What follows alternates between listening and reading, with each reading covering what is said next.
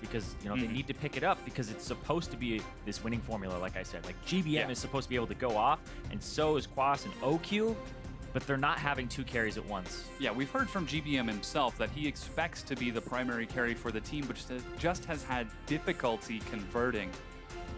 So we'll see if he can recover, as we have entered into picks and bans between NRG and Phoenix1.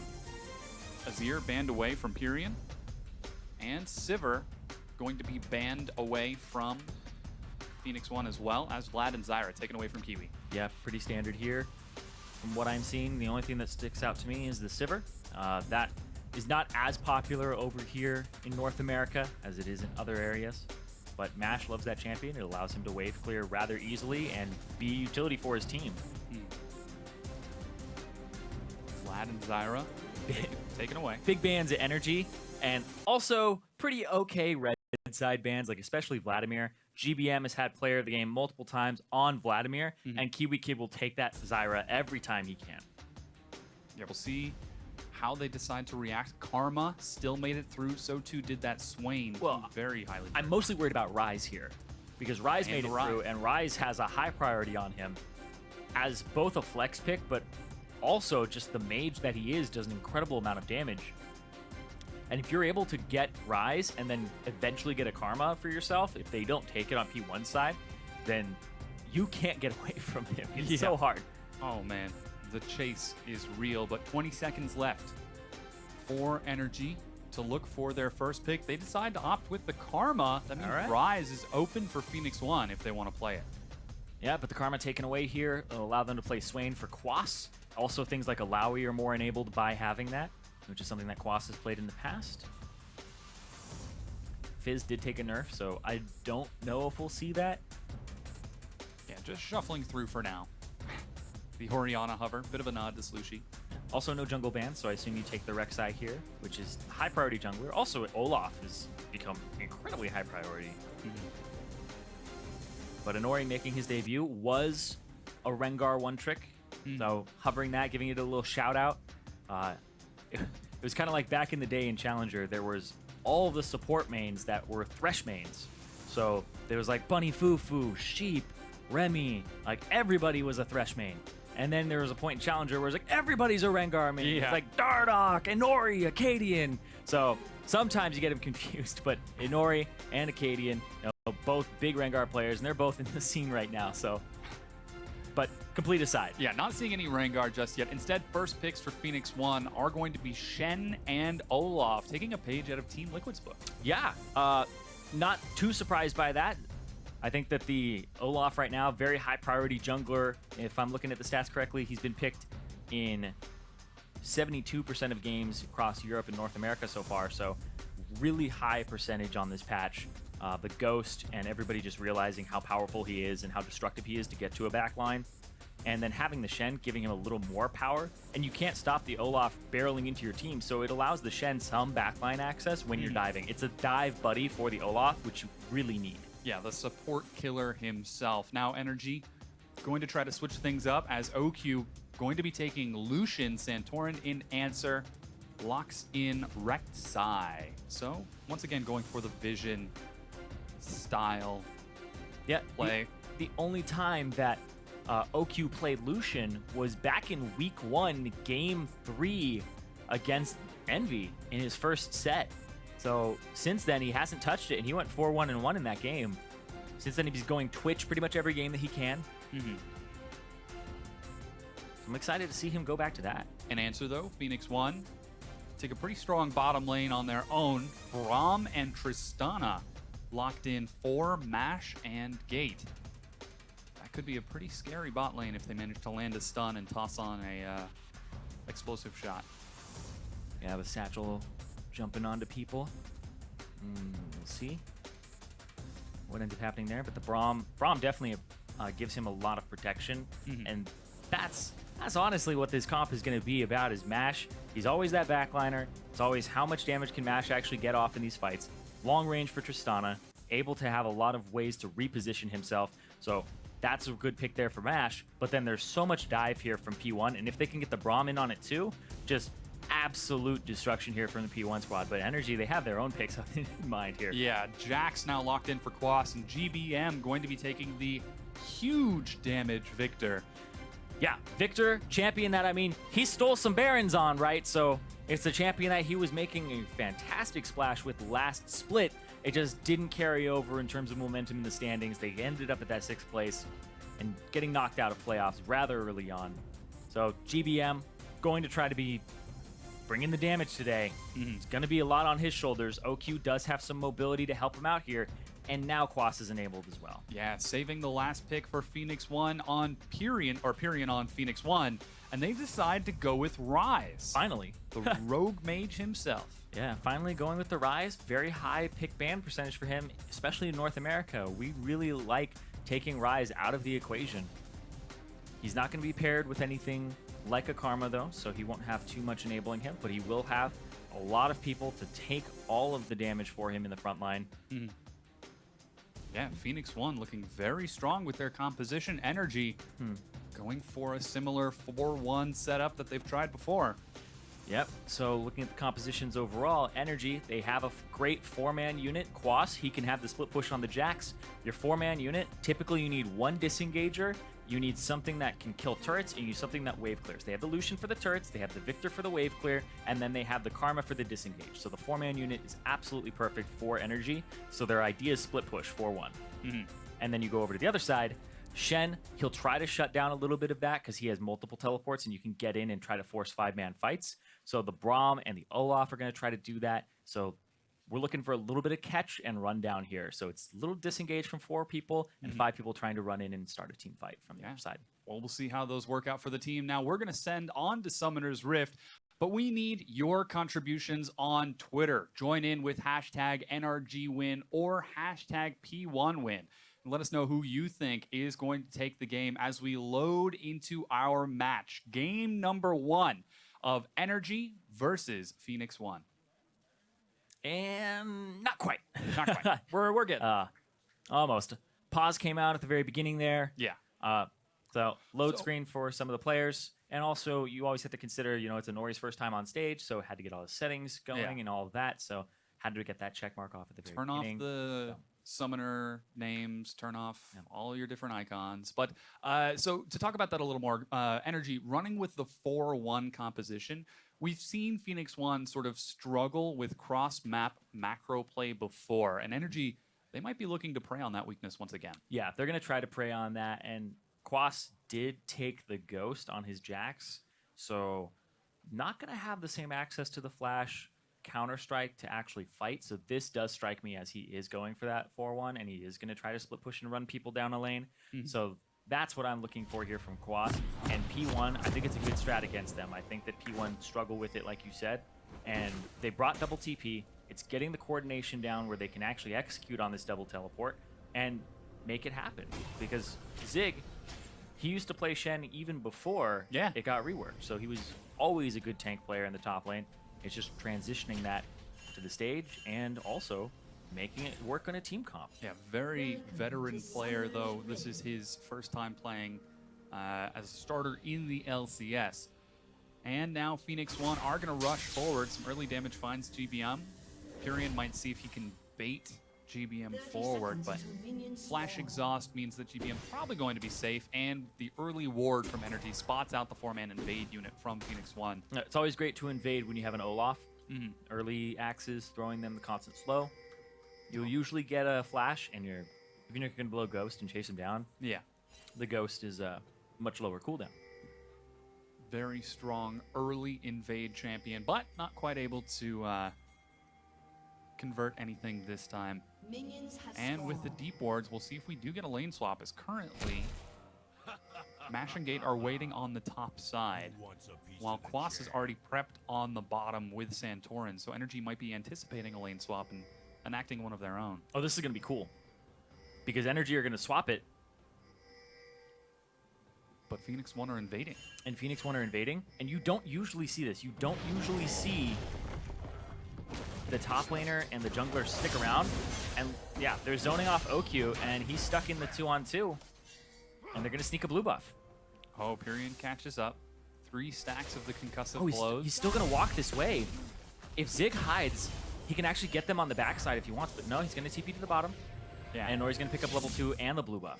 Nori's deep in enemy territory, though, with only Ghost. He's got to try to dodge the vision. Tosses Oh, an he gave axe. himself away, though. NRG know that he's there now, but they're going to let him off. And Nori escapes to his own side of the jungle, stealing away the blue buff from NRG. Yeah, Rek'Sai doesn't really care too much about that, Yeah.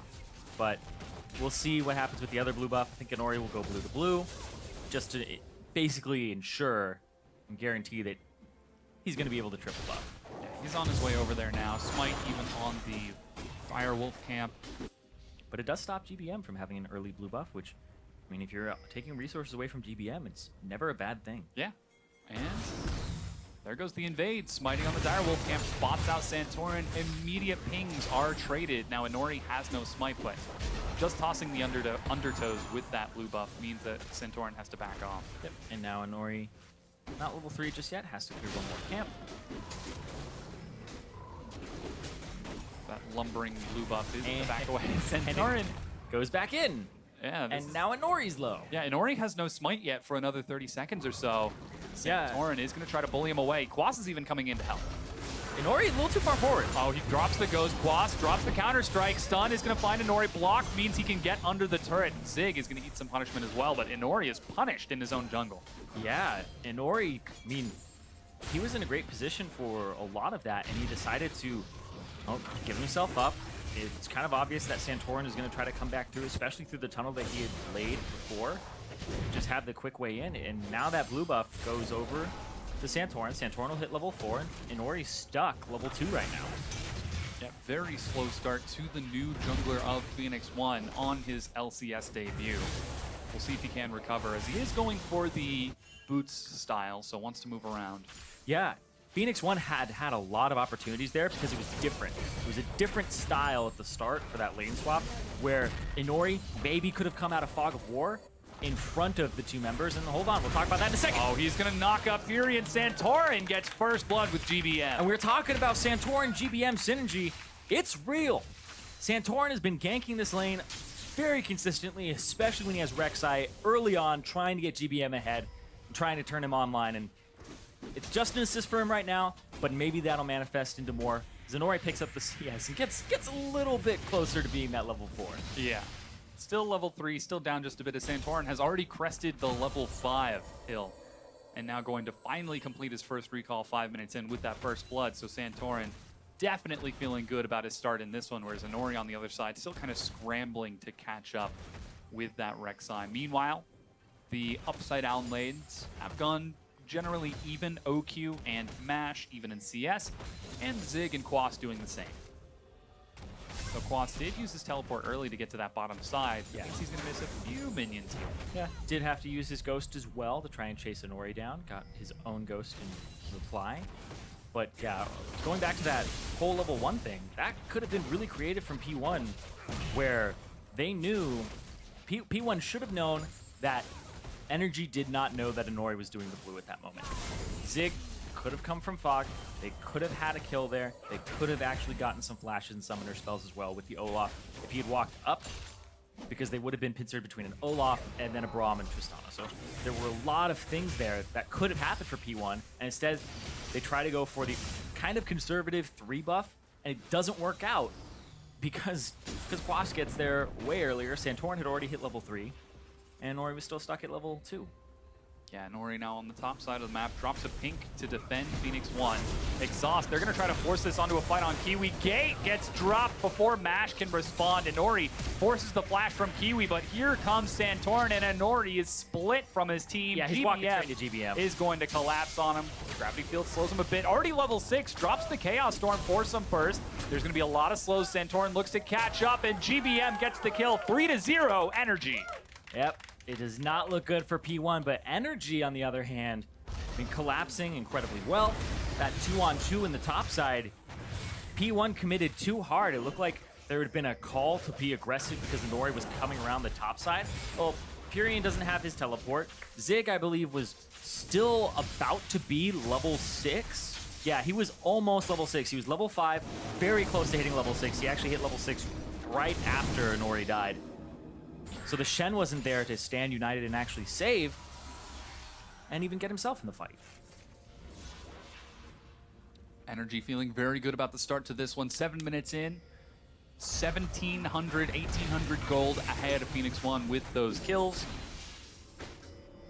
And that's the kills on 3 very important members, GBM, OQ, and Santorin. You can see Serrated Dirk actually picked up for both MASH and OQ, whereas Santorin already completing his blue smite and GBM upgrading that Hex core. Yeah, a little different there for Tristana.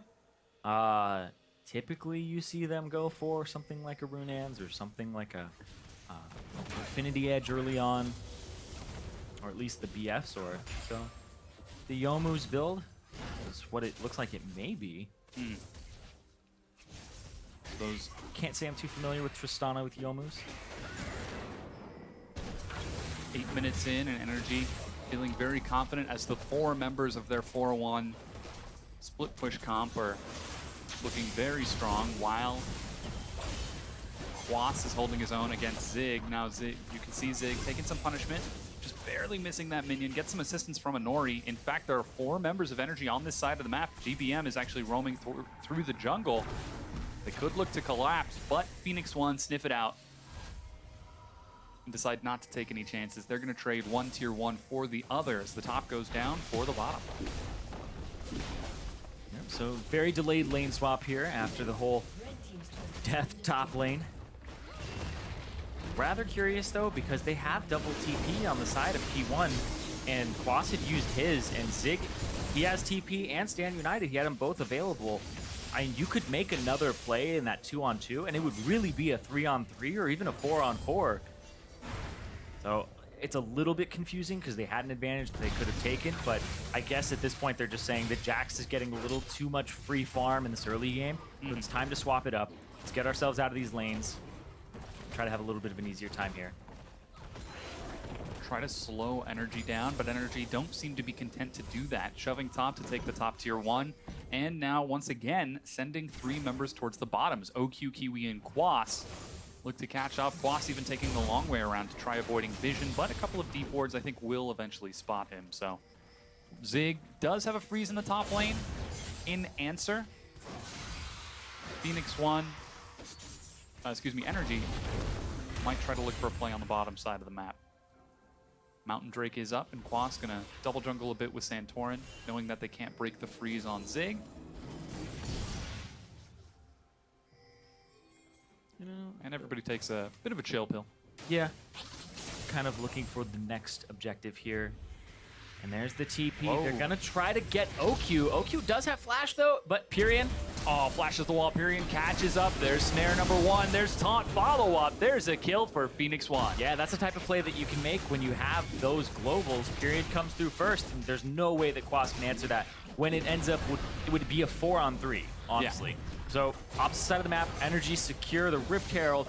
Big part of their strategy is Quas split pushing, right? It's the 4-1 with the wave clear victor. Have the Quas split push. Give him Rift Herald, give him a large advantage early, and then the strategy is completely turned online. Yeah, Quas building towards that Trinity Force as quick as possible. Phoenix1 answer with a Mountain Drake, as you can see. Definitely going to be very important later on as they look to siege and break objectives, and eventually later neutral objectives like further Drakes and Baron. But for now, NRG are going to be content with that kill and a little bit of later scaling. Yeah, but NRG not content with just a 2,000 gold lead for themselves. And they have to watch out for plays like that because Zig still has his teleport. Zig can still make another play.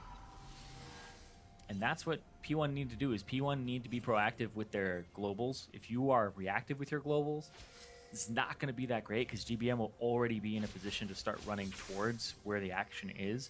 And you don't want this Victor to really ever be a part of these fights. You want to kind of avoid him and go for the side lane fights. Go for the fights where you can pick people off and have a numbers advantage.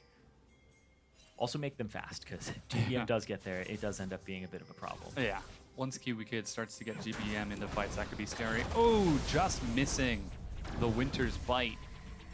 Kiwi Kid is able to walk away as Phoenix1, the roaming gank squad, trying to make something happen but are unsuccessful. Now fighting over vision in the river. Next Drake is Infernal, but that's not going to spawn for another few minutes, so we do have some time where there aren't any big neutral objectives on the map, and teams will just jockey over vision instead. Yep.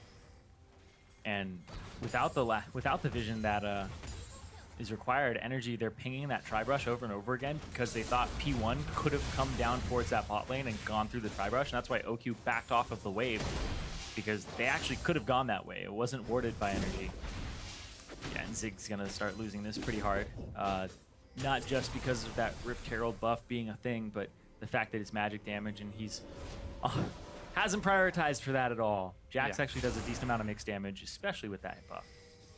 So far, it's armor and health for Zig as some things go down for NRG, looking to invade Phoenix1's side of the map, but Inori on the recall means that he's not going to be caught out by any warding plays from NRG.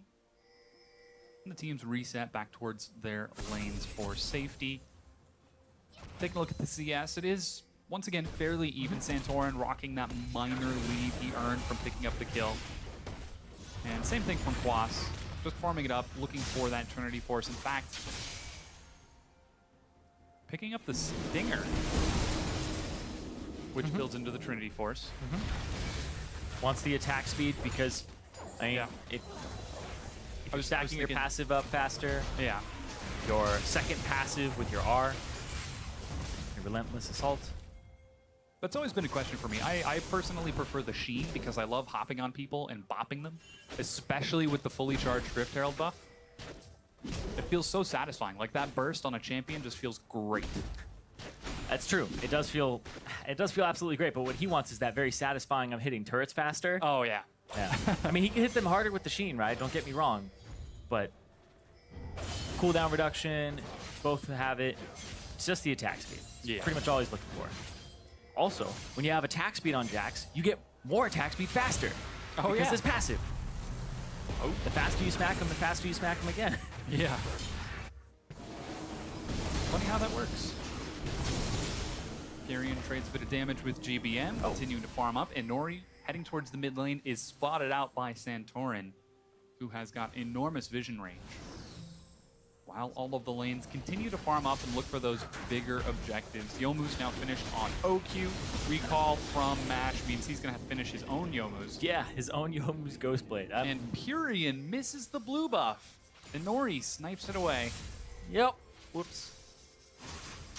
Synergy. Sort of.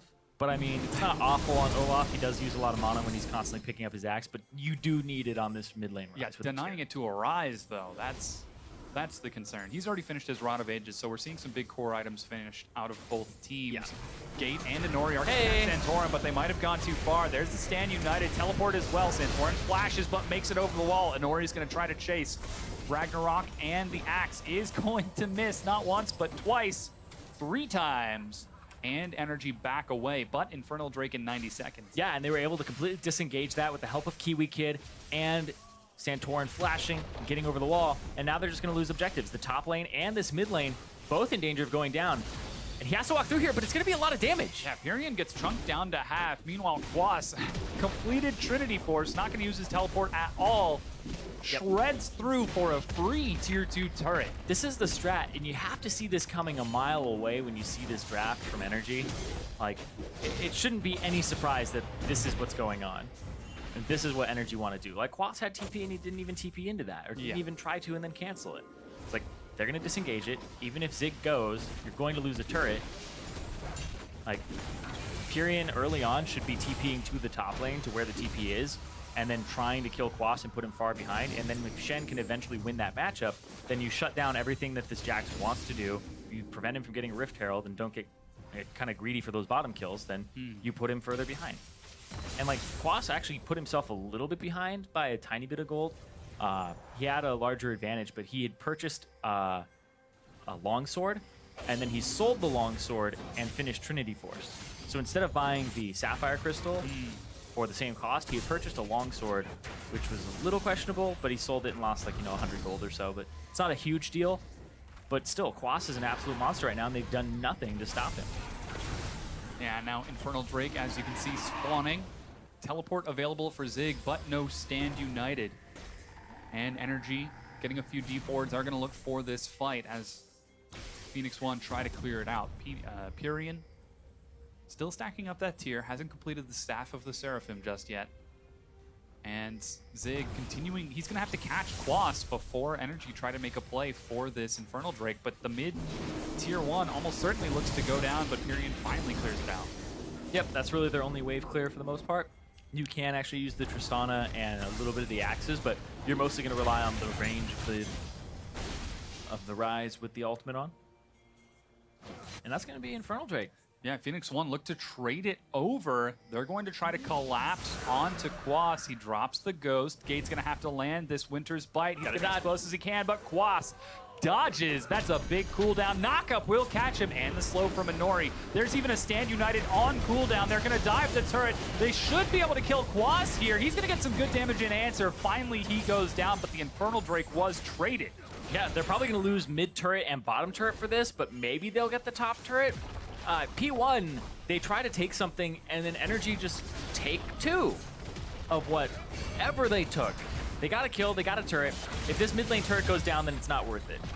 Yeah, this is the same Zerg strategy we saw them use in their previous games, only this time NRG are able to effectively trade it back. Kiwi and GBM finally drop the mid tier 1, and looks like Phoenix1 are going to try to take a tier 2. They've got 4 minions. Santorin's over the wall trying to clear it out, and they will succeed. But on the opposite side, OQ is doing the same.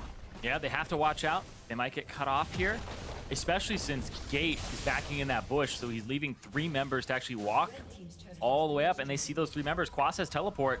They're going to interrupt this. They're going to TP in, and P1, they have to watch out. Santorin. Oh, gosh. Oh, he leaps. Drops the Yomus, gets knocked up, and oh, here comes Quas, gets revenge for his previous death. And Nori's going to try to hoof it out with some help from Zig. He actually tries to turn onto GBM while Zig duels Kiwi Kid, gets some good damage, but Quas turns it around for a double kill.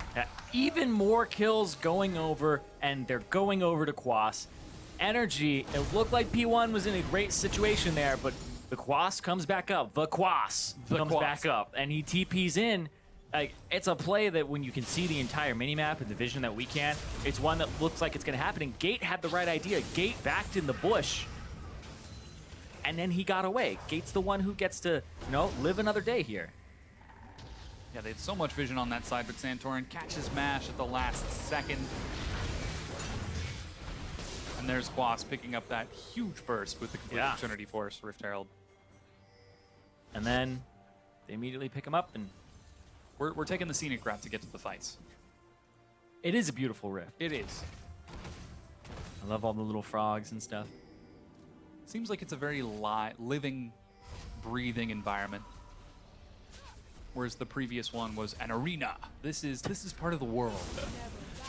And whoa, NRG going to try to sneak the Baron here on spawn. There's no vision and no blue trinket. Yeah, it's not even close in terms of vision here. Gate's gonna try to check it.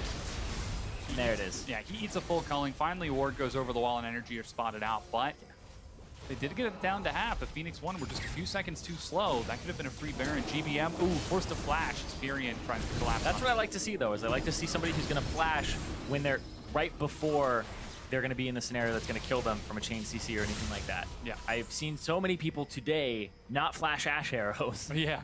Not flash hooks. Or flash in line with the arrow. Yeah. Yeah, that too. So very difficult to dodge that one on reflex, but with that, NRG return to their lanes and pick up a few more items. Black Cleaver completed on OQ, so the standard armor penetration build, while Quas now catches a huge minion wave on the bottom side of the map, opening up a pretty big advantage over Zig. And now Phoenix1 are going to be the ones who try to sneak this Baron. They take some punishment as well. Not an awful idea. The blue trinket does spot them. It looked like they got over the wall, so they avoided the scuttle crab. Used everybody who had a leap to get through. And yeah, Quas just gets to be left alone, and because he's on the bot side with no teleport, P1 try it, and they get nothing for it, but Quas gets everything. Yeah, there's no tier 2 on that side of the map, and despite the fact that he has no teleport, Quas can put on a lot of pressure. If Phoenix1 commit too many members to try to drop him, NRG could just look for another objective on the map. Once again, leading Phoenix1 and forcing them to be the ones reacting, often incorrectly, to NRG's plays. 22 minutes in, 5,500 gold in favor of NRG. Continuing to contest vision as much as possible. Can't let that ward coverage slip. And there goes Quas heading over to Zig. Nope, he decides he's gonna continue playing outside of vision. Ward up, give him a smack or two, and then go back to farming. He's gonna eventually have his Maw, maybe even a Warden's Mail. We'll see what ends up happening with that Giant's belt. It was a zoning Yomu's. That's actually a thing on a champion like Zed. A zoning Yomu's? Yeah, you turn on the Yomu's and walk towards them, and sometimes you can force a flash because the enemy will just panic and oh! And you W at them as well, and then No, W at them, and you don't take it. not with the W nerfs now. The level 1 W at 22 seconds is so painful. But that's neither here nor there. But I mean, a flash is 300. Yeah, but if you W and then suddenly the enemy team collapses, you have no escape. And you're only dead for like 30 seconds. And flash is 300. It's got to be worth it. There's a formula out there. We can do this. We can flowchart this. We have the technology. But apparently not the intelligence. Yeah. Our bads. Anyway. Yeah, back to this game. Phoenix1 continuing to farm it up, trying to build towards that late game comp. Mash getting online with 2 items. Purion finishing his 2 core damage items, while the tank line gets bigger and bigger. NRG, though, continuing to play that 4-1 split push and not allowing Phoenix1 to group up and force a fight. This is like mind-boggling for me, because the amount of damage that GBM is going to do with the items that he has is absolutely insane. When he completes Lich Bane, he's going to be able to just destroy turrets as well. And that goes over to Santorin. And Mash, his build, he's going to tickle everybody. I mean, he has Runead's Hurricane, so he'll tickle 3 people. Yeah. But that's all he's really going to be able to accomplish with this build. It's attack speed, and I understand that when you have the explosive charge on somebody and you attack it faster, you'll get it to that higher charge rate, and then you blow it up faster like that. But it has a great AD ratio on it, so he's kind of investing in the fact that he's looking for the explosion really early and trying to get the Braum passive off, but his own damage is really dwarfed. Is that a Yordle joke? No. Okay. They're not dwarves. There's no beards on these Yordles. They are Yordles. So what does Heimer have if he doesn't have a beard? Is that just all hair? That's all hair on his head. That is a huge afro. It's grown onto his face. It's slightly sentient. Helps him with his inventions. Oh my goodness. I mean, it's got rockets in it. He hides things in there. Wonder if he's like an acorn and he keeps his lunch in there too. An acorn? If he's like a squirrel. Wow, that's yo, all right. I get where you were going, though. I was like, okay, I want to make sure. Like a chipmunk. I was curious if there was something about acorns I didn't know. Nope. Okay. I got my words mixed All right. up. Let's get off this before the teleport play comes in, because it's going to happen. Even a blind acorn finds a squirrel. That's what's happening. Punishment. NRG are trying to collapse onto Phoenix1 right now, but I think Phoenix1 want this fight. Sagan and Nori, the tanks are in the front. Fury needs some damage. Quas gets knocked out. He's going to try to fight this one.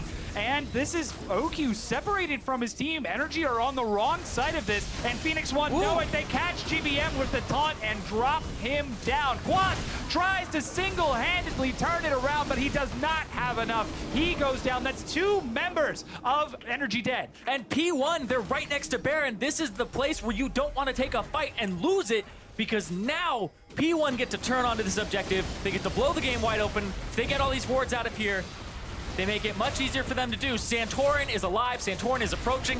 He may be there right in time. Rushing forward, He's going 100 health. He's trying to steal it. Oh my gosh, Santorin steals away the Baron buff. Phoenix1 are going to be able to kill him. There's a culling, and now suddenly Phoenix1 are locked in the pit. NRG back away. And Santorin saves the game for NRG off of that play. Uses the Void Rush to come back in. Tunnels in. Has a little bit of support there from Kiwi Kid, but that's it. Nobody keeps him out of the pit. Gate is afraid of dying. He has his back all the way in the pit. There's nothing he can do about it. Mash didn't have ultimate. Nobody stops him. Yeah, huge save from Santorin. We've been talking about it. He's really been playing up the more and more we're seeing him. I believe that was blind too. Like he had to kind of just run in, time it. All the wards were cleared out. I have to get another look at that because that's a little bit of luck, but also a great amount of calculation there for him saying, you know what, let's back, let's go, let's make sure I'm full HP. Takes a lot of practice in order to pull something like that off. Now, practice that scenario every day when my team is behind, you know? When your dynamic Q isn't doing well. Now, Mountain Drake currently up. Phoenix1 look to take it their second. Phoenix1 had Mountain Drake. That may have helped them. That may have been the difference there. Yeah. But still, they took the Baron as the right call to actually go for it, but NRG are the ones who snatch it up. Quas going to continue to bop Zig on the head, trying to see if he can split push to his heart's content, while Mash takes a punishment from the culling. Gate charges forward. Baron buff on OQ and Kiwi Kid still. They're going to have it for another 2 minutes and 15 seconds, so they should be able to make something happen with this. I'm actually a little surprised by Quas's build because it's a team fighting build. It's the Warden's Mail, make sure I don't get crit and blown up by the Tristana, and then a little bit of the magic resistance so he can jump in and then do more damage. But then he has Ghost, so he doesn't have the flash plays available to him. He's going to just try to run these people down. And he's kind of splitting, but also available for team fights, so it's a little weird, but... Yeah, we were talking about NRG trying to play with the 4-1, put Quas on the opposite side of the map, let him duel it out with Zig, but then NRG tried to take a fight, and that did not go their way at all. No, it didn't go their way. Well, also I think the big thing is that OQ got zoned off of it, and it was really a 5v4. Now with the 4-1 fully online, NRG are able to break down this mid-tier 1, or tier 2 turret. And pretty much no wave clear as well for P1 squad. Like, Mash, he has the Rune Ants, he'll do a little bit of damage here, but Purian's the guy. They try to catch Santorin. There goes the Chaos Storm onto a Nori. Rylai's does so much slow. Santorin continues to take a few hits. Baron still up for 30 seconds. Minion wave is finally going to catch up as NRG grouping as 5 are going to try to break this inhibitor turret against the Tristana. It'll be tough. And you can see Mash desperately trying to clear out this wave. Disaster for P1. It looked like it was going to be good there for them. It looked like they were finally going to have a little bit of a break. But now they're going to have to play for even later. They're going to have to play for 6 items. They're going to have to play for break points for Mash and Purian. It's not awful that that's what they have to play for, but it is a little bit discouraging when you're in this situation. Quas has superiority in the split push. Better wave clear. Oki's about to pick up an enormous wave in the bot wave. Yeah, OQ It's the dream. Catching a full wave of minions. He has stated that he's been having some difficulty converting his play here. Oh, he's going to get it. So he is still trying to show that he can play at the level that he played back when he was in Korea. Up about 20 CS now over Mash, but really taking a back seat in NRG once again. Yeah, the fact that he got zoned off of the play was honestly the reason that it happened in that top side. So not being with the team really cost them, and the fact that they were able to all jump on GBM because they considered him really the only threat left. It was actually a pretty smooth play there. They were able to lock him up, give him no options. They need more of that, though. If P1 want to get back into this game, they were playing a little bit proactive, but now 8,000 gold down. Pressure is rising. Next Drake will be a Mountain. Phoenix1 would love to have that third Mountain Drake. That would help them shred through these neutral buffs so quickly. Yeah, problem. If they ever get Mash onto a turret, it's going to go down. Big problem, though, is you can't really fight NRG for a little bit longer. Mash does have his crit item, though, and that's the thing is this Lucian build has no crit in it. So you have a pretty good idea of the damage that you're going to be able to put out, whereas there's some RNG here for Mash, and the fact that he's also going to be damaging multiple people. Like, if you can get some really good crits in there, you can win a fight with this Tristana at this point. Just need either a little bit more AD or a little bit more attack speed. The Yomu's active as well is going to give him a whole bunch. So this is where it really starts to turn online, but investing in a 3-item build is kind of insane sometimes because the game will look like this, where you're down 9,000 gold, 8.5 now. But you're just hitting your power spike. It only takes... We'll play for the late game. We got late game, guys. It only takes... Just group us 5. 30 minutes. But Phoenix1 looking remarkably cohesive, picking up quite a healthy amount of kills, trying to match energy as best they can. Inori is going to have to be forced to use the Ragnarok to escape, as Energy continue to try to pressure forward. A minute for Baron and a minute for that Mountain Drake. And with Quas split pushing with his teleport, this is an opportunity for Energy to get some vision and prep for those big objectives. Yep, Inori won't have Ragnarok for about 10 seconds after the Mountain Drake spawns. So, won't have it for that fight. Everybody goes back on P1. They stock up on pink wards across the board. I believe that's 2 there for Purian and Inori. Yeah. So they're looking for objective control right now. Well, now's the time. 20 seconds for that Baron, 30 for the... swap that. 10 seconds for the Baron, 25 for the Mountain Drake. Void Rush means Santorin gets right back out, and with Phoenix1 grouped up in the mid lane, Zig with teleport and Stand United, they're going to try to get some vision out. Yeah, and they may try to force a fight. We'll see what P1 do. I mean, I feel bad for Zig because Zig's lane opponent is almost 100 CS up over him, but Zig has 100% kill participation. Yeah. He hasn't died, so the split push is winning slowly, but he's been helping his team, and that's why. Whoa, Purian eats a full culling, but he's got his Guardian Angel, doesn't want to proc it before a fight. And Phoenix1 actually recall as Gate heads back along with Santorin. That means Energy are going to get priority as they run towards the Baron. Yeah, Purian would have to TP in, and they'd at least be able to get that. So, heals up, not all the way to full, but he'll have a little bit of regen ticking. Throwing a couple spells on his way out as well, I believe. Yeah, some charges.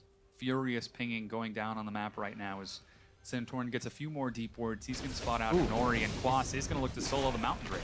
Mash and Inori are looking to kill OQ. They're like, is he going to push this wave up? And they're not going to see him there. And OQ has a reputation. There was a term called, or saying that was OQ moments, which was when he pretends he's a top laner split pushing, and then he dies for it. Because it's like, what is the AD carry doing trying to 1v1 randomly, and then it ends up being against him in a 2v1. And yeah, Quas is going to take away that third one. Yep. They couldn't really contest it. After that Baron, the game was blown wide open in favor of Energy. Now it's Energy who are trying to take these advantages back away from Phoenix1. 9,000 gold almost in favor of them. They've got wards around the pit as Energy continue to stick to the 4-1 style and wait for Phoenix1 to make a mistake. Phoenix1, though, continually dropping wards, not letting themselves get caught out.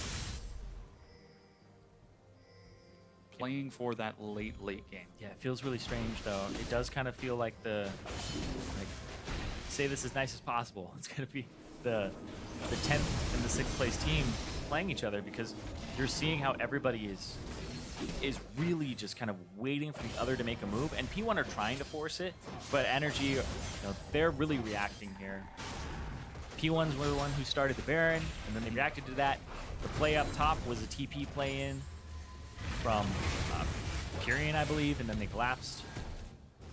So really, P1 are the ones who keep trying to make something happen, and then Energy are the ones answering. And right now, Baron, they're on Baron. Energy, they aren't on it. They have 2 Mountain Drakes. It's going to be gone. There goes the teleport. Santorin has to get in there if he wants to steal again. And Baron is secured by Phoenix1. Mash hops out, but Quas is able to pop onto him. They're going to try to burn it down. Santorin is not quite going to do enough to Purian, who is locked down in the pit. Inori running for his life while Quas chases Phoenix1. Lose gate, but get the Baron. Yeah, and Zig there saves Inori, so Inori barely gets out. The taunt, the flash, ends up getting Quas, so he can't continue the chase. Saves one of the members. Could have been worse there, but they only lose the support and they get Baron. Energy caught sleeping. Yeah, not able to ward that out in time, and now Phoenix1. They say the shoe's on the other foot. Like, we have Baron now. How does that happen? Like, everybody's kind of dancing around the pit. Quas even teleports in a little bit late. Like, they saw them walk towards the pit, and you know they have double Mountain Drake. Regardless, P1 make a risky play, honestly, to be able to say, all right, we're going to get this before they can answer, is super bold call. It does pay off this time, though, as Phoenix1 with the Baron try to shove down mid lane. This time they're doing the 4-1 split. Not able to break it down. Oh, here's the big. Yeah, look at that. Like, you can see, they Barely saw them. sees Inori. They saw them walk in. They were all hugging the wall, and they had sweepers on. They're like, all right, nothing sees us. And they get it right as Santorin comes in, but the whole thing that happened last time, not going to happen again. Gate uses the Unbreakable the wrong way, so he deserves to die. But right there, Inori, taunt onto Quas, gets him away, just barely. And now they're going to take that mid turret, and P1 right back in this game. Yeah, 4 turrets to 6, Baron buff on them for an additional 2 minutes. As Zig is going to split push and pull Quas now to the other side. OQ is going to try to catch up. Yeah, Quas now has that split push build when he completed the Maw and went for the Blade of the Ruined King. Blade of the Ruined King, you'll see it in the Jax build for split pushing. Sometimes second or third item, depending, but he wanted to have a little bit more tankiness. He wanted to have both types of resistances, which allows him to team fight, and then he ended up getting the Blade of the Ruined King. So it's a different order, but it still ends up being the turret destroying Jax build. Yeah, so far that's one tier 1 taken by Phoenix1 in the mid lane for the worth of that Baron. Ooh. Elder Drake is up in 2 minutes, and NRG are getting some wards on that side. So OQ has a lot of armor penetration here. He's got 40 armor penetration because he's got the Maw, he's got the Dusk Blade, and then he's got the Youmu's. Then he has the Black Cleaver as well. So his percentage is actually going to be rather high with having the offensive masteries and the Black Cleaver. So this is going to be really interesting watching OQ in these fights if he can actually make use of the penetration and get onto the squishies. Yeah, Pyrion and Mash have been doing such a good job of sitting in the back of the fights, trying to get away from Quas, Santorin, and GBM. Phoenix1 get some good pressure on the bottom. Mash is finally able to take down that bottom tier 2. It's now 6-5 in turrets, only a 6,000 gold difference. Just Phoenix1 catch up just a bit. They're scaling. Yeah, they're scaling. But I mean, NRG are approaching 6 items. So a lot of them are at 5.5, and they're waiting on large pockets of gold. We're talking thousands here to finally top off their inventory and get to that point where they can't even carry pink wards. Yeah. So P1, on the other hand, they're not too far behind anymore. Like, you were talking about it, even in gold total, but like, you look at what Pyrion's got, Pyrion's at the same amount of items as GBM at the moment. So the GA, it's gonna come through for him. Thornmail comes through for Santorin, so he's done. Just needs the Ruby Sightstone if he is gonna upgrade it. And Quas, I assume he's also gonna go for a GA here. So we're probably gonna see a lot of Guardian Angels in this. And hold up. Elder Dragon has arrived. Very scenic landing onto the Rift. And with both teams at 2-2 in terms of those elemental drakes, that could be... That was sick. The camera hopping in. Oh, Nori charges forward. He's going to try to break in, and Zig and Pyrion are flanking. Pyrion is able to drop GBM. Kiwi Kid is actually going to go down, and Phoenix1 break down NRG. And P1 say, go for GBM. He's basically the head of the gigantic mech that is NRG. They're like, cut off the head. I can't drive anymore. And that's what's going on here, is they go after him every single time. The taunt, they're using it to try and lock him down. Pyrion is flash rooting, and then GBM gets annihilated. Yeah, huge flank from Phoenix1 to find that pick. And Elder Dragon secured. It's do or die time for Phoenix1. They've got 2 minutes with an additional 135 true damage per auto attack. Yeah, you have to back now, and then all push. 2 minutes is not a lot of time. Not even close. Pyrion TP is on the bottom side of this. Inori goes. Gate, it's all right, but GBM is the target. Cut off the head. Get rid of the pilot. Yeah, 100% there. Blows him up. Mash, double kill. And honestly, rather well played there. Gate goes for a Zeke's Herald, or Zeke's Harbinger as well. Yeah, so the exact same plays that we've seen from Phoenix1 whenever they do take the initiative. Send Pyrion, let Zig teleport in top, on top of him with the Stand United, Zerg someone down before the enemy team can respond.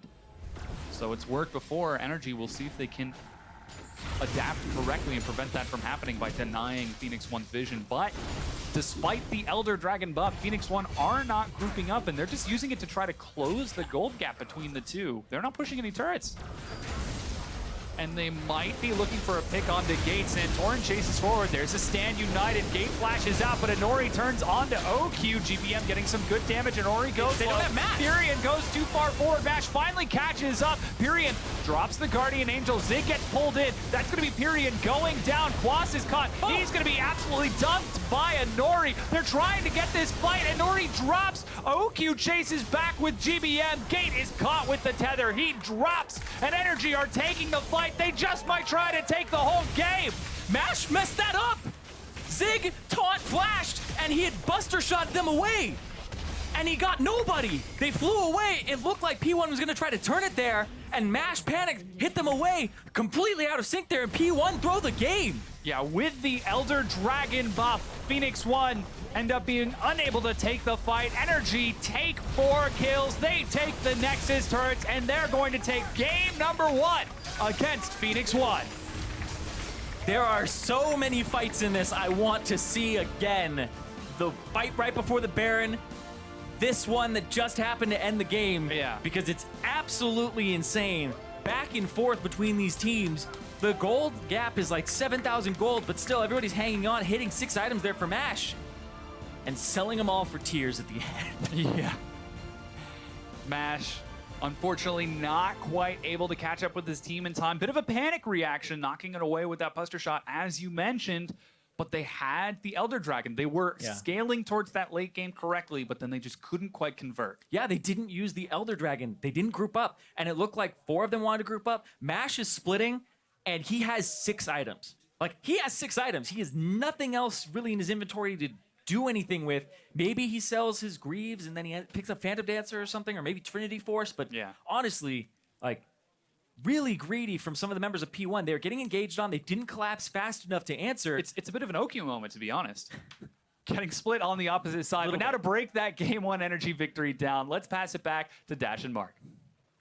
Thank you very much, Dom. Throwing a little shade there right on the toss, but Zyrene talks about how there were so many fights in this series, or in this first game, that he wants to get another look at, and we're going to do just that because we did see good plays, bad plays on both sides of the rift here, so there's a lot to break down, but ultimately NRG coming away with the first win of the series. Phoenix1 almost gets it on Inori's debut, but not quite there. They, of course, have another game to give it a go. Diving right into it, let's go ahead and look at Champion Select, just because with the addition of Inori, I want to look at what Phoenix1 is starting to prioritize with their full roster intact. And they're going to go ahead and throw him that Olaf Shen combo. I really love to see that combo. I'm just not sure that they ever really employed it to its fullest extent. Yeah, it's a kind of a new team in a sense. I'm pretty sure they were scrimming with Inori before this, but you do question exactly how much practice they got with him. It sounds like when Sentinel was playing, it was still split time. So you would think it's a combination that they've tried a couple times, but it is different from the champ pool that they've seen in the LCS so far. So in terms of playing on stage with the Olaf, it's pretty new. And NRG definitely, threw some stuff his direction, tried to rattle his cage a little bit early. Oh, very much so. I mean, we saw him get bullied out very early in his own jungle and the likes of that. But also, I think the other interesting thing here is that typically when you have this Shen Olaf composition, you supplement it with a Karma or a Sivir, some other form of movement speed to help them get in, to help them attack that backline. Here, NRG bans out the Sivir, first picks the Karma. So now, Phoenix1 left high and dry without a very clean way to get to the backline. Especially when you factor in that they have the Rise as well. He's another person who benefits greatly from move speed. And when you start with an Olaf running in unstoppable submarine Shen on top, gets a taunt on somebody, Rise wants to be in there at the same time, starting to full combo people. And we saw in a couple of fights, there were maybe some flanks where, you know, Zig got a good time and Rise could blow people up. But in terms of the full frontal engage, it wasn't quite available. Exactly. Well, let's dive into some of these replays. Starting 6 minutes into the game, 2-0 in the top lane for NRG here. Again, this is just in the 2v2 to start, and NRG outplaying in that 2v2. Yeah, it just gets a little too aggressive. They want to go into Kiwi, trying to get the gank off, but just before that happens, they get the kill on the gate, and then Nori's on the wrong side. The play's already gone bad. He's trying to run anywhere he can, and GBM's already waiting. Right, arriving to the fight late, realizing it's already over. Now he's on the wrong side of the map, gets pincered by the mid laner. That's unfortunate to hand over a second kill there. But yeah, ultimately that started in that 2v2 where Kiwi and OQ just simply outplay. We move ahead a little bit to Phoenix1's first big step back into the game. 25 minutes, they're gonna get a 2-for-0 in the top lane and make their move towards the Baron, but Santorin has something to say about that.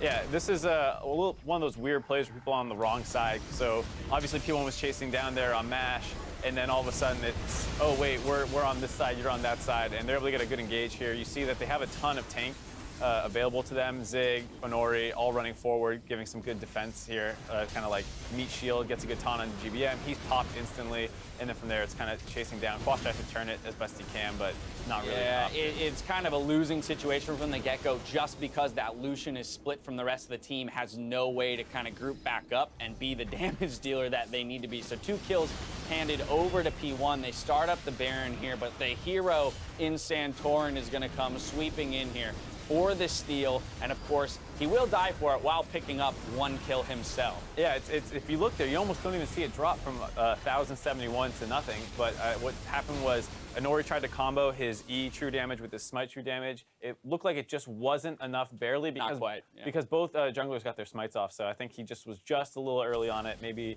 knew the LCS stage, but honestly, those are usually 50-50s. It's such a 50-50. I mean, you like to think that that Phoenix1 has the advantage because they've got double mountain with 5 people hitting the Baron, so maybe their damage just gets through before Santorin's, but ultimately it's a coin flip when you let him get in there like that. And although Santorin died, 3 members of NRG still end up with that Baron buff, which gave them a lot of freedom to push and take a few turrets and create a larger gold lead through that mid game. Yeah, unfortunately, Quas wasn't alive for it. And he's the big one who would have benefited from having that Baron buff in the split push. I don't think Shen would be able to hold him normally. You put a Baron buff on him, and he starts being able to really take down these turrets, kind of get to that state where you just ignore the Shen mostly. Right. But that never really happened because he was dead. He didn't have the Baron buff. So the game kind of slows down, not quite as impactful as Baron buffs generally are. So, I mean, from there, though, still a little bit back and forth. We still saw the game stall out. We still saw fights go both ways. Phoenix1 able to pick up the second Baron of the game when NRG kind of like lapse in thought there with vision of it all. Just don't collapse in time. And again, those double mountains definitely helping them take the dragon as quickly as they did. But I think the infancy of the team kind of shined through in what they were able to achieve with a Baron buff, as well as later on when they had an Elder Drake, they didn't get much out of it. Yeah, I mean, you saw the Baron power play stats. It was basically the Baron gold. That was pretty much all they got out of it, was just inherently from taking the Baron. Then they get an Elder Dragon, and that's actually the fight that they take with the Elder Dragon that loses them the game. You think that this should be, a power play moment for them, but it's just not the case. So. Yeah, speaking of which, let's take a look at this final fight because Irene had some words about it. MASH definitely not in position for this fight at all. He's the main damage dealer, 6 items, doesn't need to necessarily be farming a side lane when you have that Elder Drake. And well, one of the things is that they have this really tanky frontline P1, but they go in all at different times. So first Gate's getting chunked out, then Honori gets chunked out, then Pyrian gets popped, and then now they're finally starting to re-engage, and just when he goes for the re-engage, MASH ults them away. No taunt onto GBM. He gets out. Now it's just turning it back again onto whoever was the closest person, which was Zig at the time. He gets kind of low before they turn back and onto another target. They just chase down the rest of the way. Yeah, things started to look pretty good when Quas goes down and your Tristana is still at full health, 6 items. Reset time. Yeah, exactly, right? Like, this is our time to roll through the fight. But as you mentioned, a couple misplays there definitely don't put them in position to win it. NRG take advantage. They pick up the first win of the game, or of the series, rather. Santorin is going to be our player of the game, 2-1-8 on that Rek'Sai. He was in all the lanes. He was bowling out Honori early in the jungle. He showed up for the ganks and the counter ganks. He got that first blood in the mid lane, and then of course the clutch Baron steal to keep them in their lead in that mid game. Yeah, good stall out. It's kind of the moment where you're like, oh, P1 might take this game. Never mind, puts the pause on that, and then later in the game, that last fight, he's actually the one tunneling in on Gate that starts that whole fight off. Right. It wasn't like an explosive engage, but it was a fight that they need to take because at the time P1's all split up and they have this Elder Dragon. So if you can chunk them out and slow them down, or maybe even just win the game off it, which is the case there. Yeah, very much good awareness by him, good game sense throughout, and he's been impressing this summer split. I know some people had some reservations about him returning based on his performances when he was on TSM, but definitely stepping up to the plate here on this Energy squad. Finally, I want to look ahead to Game 2, just because with a very limited sample size of the Inori Phoenix1 roster, I do want to look at what they might be able to put together on the blue side here, because they'll be slightly less limited in their pick ban, just having the advantage of being on the blue side. What can they do? How can they put a comp together that might let them push through that early and mid game with less of a deficit than they had this time around? Well, part of that was just the Inori path and getting him bullied. Right. Rek'Sai's already on his blue buff. He has to chase him out, but then the Rek'Sai just comes back to his Gromp, pushes him out. I think that was a little annoying for Inori. Probably didn't enjoy that too much. But I think the big thing is the comp. We touched on a little bit earlier that getting either the Sivir or the Karma would have been great for that comp. And depending on what NRG decides to ban, because the Rise made it through to last pick for P1, there's a chance that maybe they can grab the Sivir or the Karma early, depending on how the bans change, and try and run the same comp, but with a little bit different AD carry, bot lane, whatever. All right. I think that could be good for him. Shoring up the comp, giving them kind of a well-rounded situation moving into Game 2. Now the LCS is resetting for that Game 2. Don't go anywhere. When we come back, we'll see if NRG can complete the sweep or if P1 can get back into this series.